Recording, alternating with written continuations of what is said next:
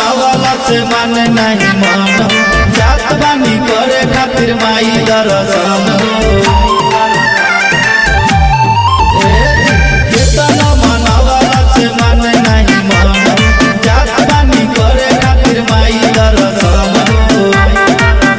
हम ले बानी तैयारी सुननी हमें लगा में भीड़ बाबे भारी जय हो बचा के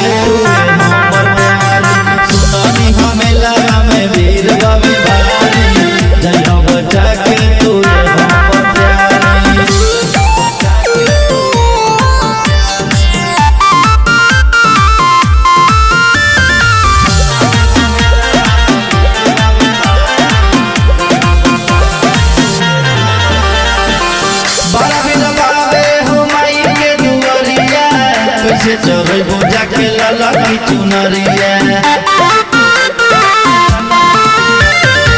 हमारो ये बात सोची दिया घबराता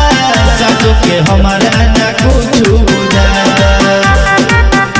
आई होई हो देव के दुलारी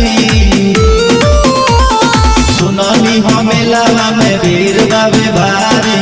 जय बचा के तू हमर प्यारी सुननी हमें लाला में वीर बाबे भारी जय बचा के तू हमर प्यारी